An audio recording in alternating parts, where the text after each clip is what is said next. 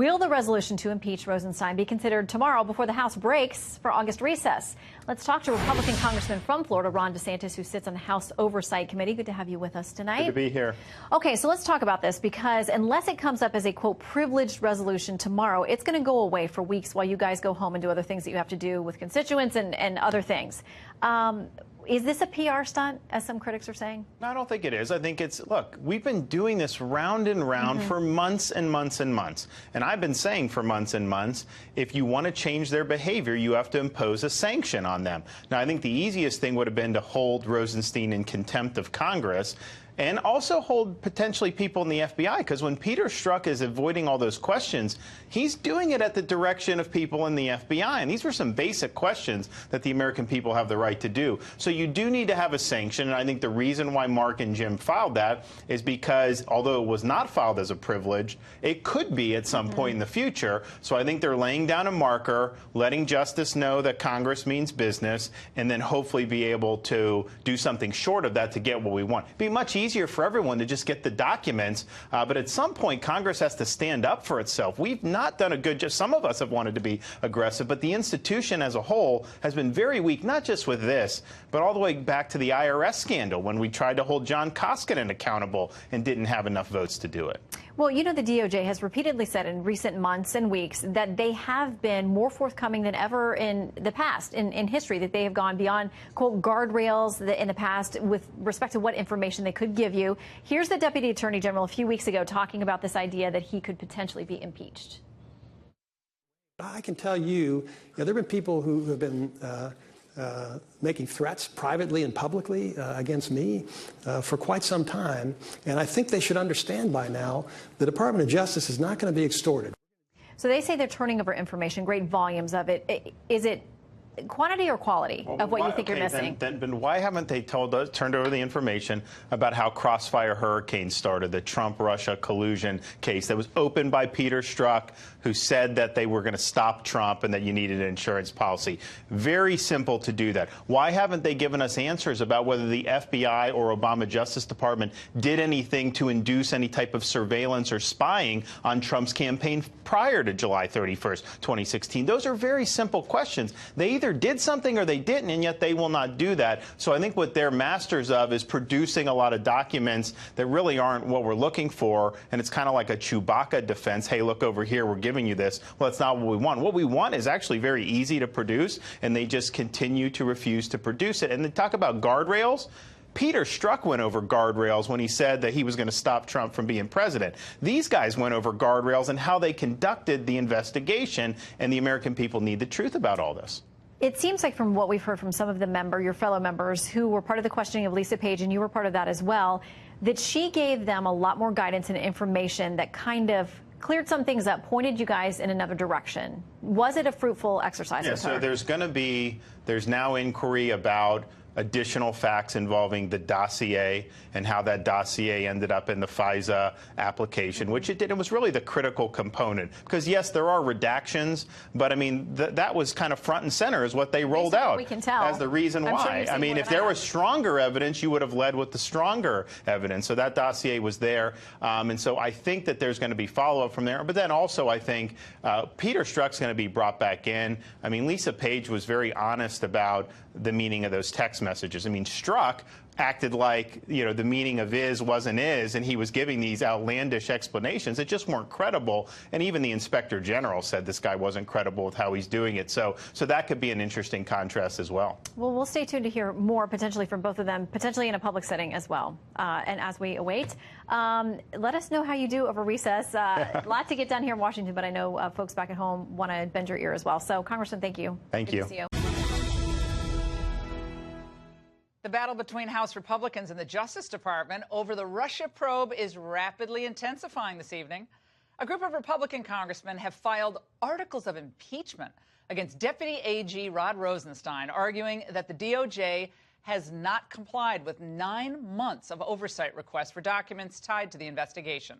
Joining us now exclusively to tell us what's next, Congressman Jim Jordan and Mark Meadows, who are spearheading the effort. We're also joined by Fox News anchor and author of the new fantastic book, big bestseller, The Russia Hoax, Greg Jarrett. Great to see all of you. Congrats, Greg, on the book. Thank Great to have you on. Congressman Meadows, let's start with you. What are you accusing Rod Rosenstein of specifically? Well, really, for 9 months, we've asked for documents, and that's all we want are the documents. And what we found is not only have subpoenas been ignored, but information has been hidden. The efforts have been stonewalled. And I guess for us, it's all about transparency so the American people can judge for themselves. And so, they may be able to ignore Congress, but they can't ignore the American people. This is what Andy McCarthy wrote in National Review. He said, Rosenstein and Chris Wray, FBI director, work for Trump. They're not Obama holdovers. They're Trump appointees. If they're defying Congress, it's because the president is permitting them to do so. The president is empowered to give his subordinates a direct order to comply with congressional demands and to fire them immediately if they fail to do so. He's kind of looking down on this idea. Yeah, Congressman. We've sent a letter to the president, Mark, myself, and Congressman DeSantis saying, declassify the information, get us all the information. What is he? Have you ever spoken to him about this? Why won't he declassify these? We sent the letter several weeks ago, but the bottom line is we have sent numerous letters to Rod Rosenstein they haven't complied with. 2 subpoenas they haven't complied with. We've caught the Department of Justice hiding information, redacting information that they should not have redacted. We know that Rod Rosenstein threatened House Committee Intel staffers, threatened them, chilling impact when they were trying to do their job, our job of doing the constitutional oversight we're supposed to do. And we all know what the Justice Department did with the dossier.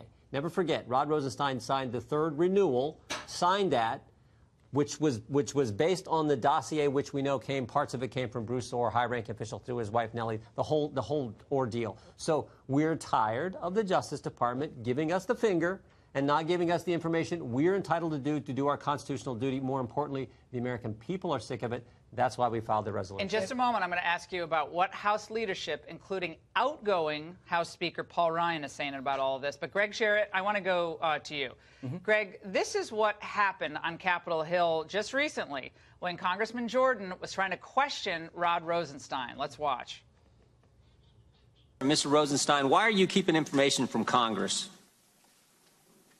Congressman, I am not keeping any information from Congress that it's appropriate. In a few minutes, Mr. Rosenstein, I think the House of Representatives is going to say something different.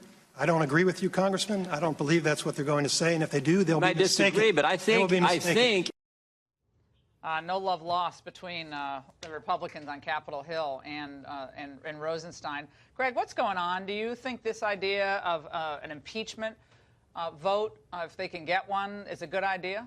Absolutely. Rosenstein has treated Congress with nothing but contempt and should be held in contempt and impeached if appropriate. This is a guy who has been covering up from the very beginning for 9 long months the origins of the Trump-Russia hoax. As I argue in my book, he and others never had any evidence of collusion. There was no evidence of crimes or intelligence to justify a counterintelligence probe. Rosenstein is the guy who put his signature on a document to renew the wiretap warrant application. And he knew that that was a fabricated, phony document. He didn't present new evidence as the law demands. And he vouched for its authenticity when he knew it was unverified and fabricated. And that is a fraud on the court and abuse of power. Mark Meadows, it's been 122 years since a member of the executive branch has been impeached. It's a long time. That is a long time. I mean, obviously not talking about the president, but an executive branch employee other than the president. Paul Ryan doesn't strike me as the kind of guy, on his way out, long goodbye from Paul Ryan, who would be keen on this. How do you get a vote on impeachment without getting Paul Ryan's nod here? Well, certainly we hope that it doesn't have to come to that. Obviously, this is the first step tonight, but it doesn't require consent from the Speaker. It's a privileged motion, so what we put in today was non-privileged. It goes in and gets referred to the Judiciary Committee, but starting tomorrow, we can bring it up as a privileged motion. What does that mean for people who don't understand? Yeah, so, and I'm glad you asked, because it really means that it would require a vote on the House floor within 2 days. And that's something that any member of Congress, Jim or I, can do. And quite frankly, it's either we hold them in contempt, or we get the documents, or we impeach them. And the only thing that we have control over is the ability to bring impeachment straight to the floor. Congressman Jordan, any concern that this will divide the GOP before the midterm elections? I mean, the Freedom Caucus has kind of a, interesting relationship with the most of Congress, and it's not a necessarily positive one at times. I mean, I'm with you on most of the issues, but a lot of the Republicans are like, oh my God, the Freedom Caucus. Every time they hear Freedom Caucus, they're like, yeah, we don't get that back home. By the way. You don't know. Back home, they love what you're doing. It doesn't divide the Republican voters across this country. It doesn't divide.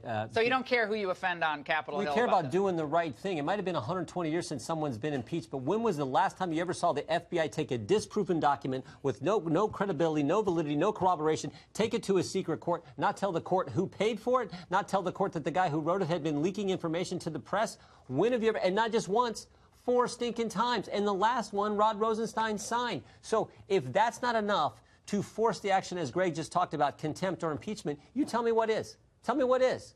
Because I can't figure. And look, we've been as patient. We started this a year ago in July, asking for documents. We started sending letters last November. Which documents in particular? All of them. We got a subpoena with 9 different things. They're not in compliance with three of the elements in that subpoena issued by Bob Goodlatte on March 22nd. After we first asked for them in letters. Are there State Department documents that you guys have wanted that you haven't gotten? We do now. We found out more stuff today. That's my sense that something was happening. Well, over actually, the State just Department. in the last few hours, we found out about that. And so, here's the thing: is why do we have to dig so deep to find out information that should come free-flowing if we're really interested in justice? And, Greg, let's go back to May when Rosenstein really got his back up. Let's watch.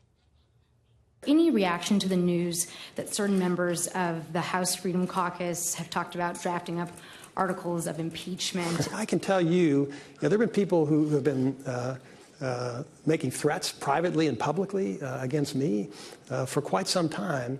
And I think they should understand by now the Department of Justice is not going to be extorted.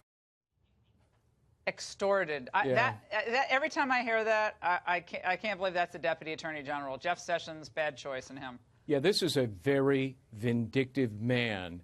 I was the first to report, actually, that he threatened individuals on the Intelligence Committee. I reported it in early February.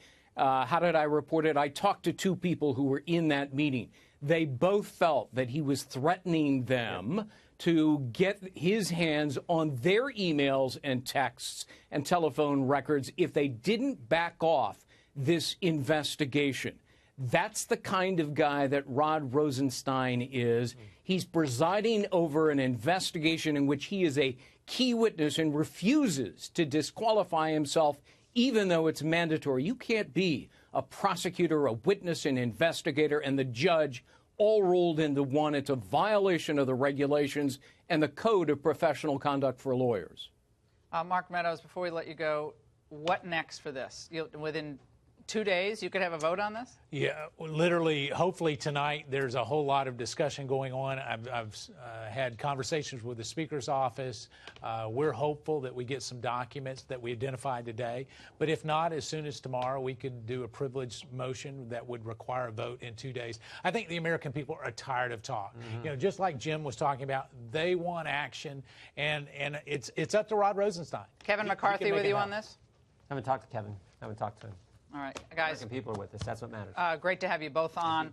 The Russia Hoax. Get this book. Greg Jarrett did a fantastic job. You want to understand a very complicated story and a total scam, a waste of time for this country. Read Greg's book. Greg, thanks so much.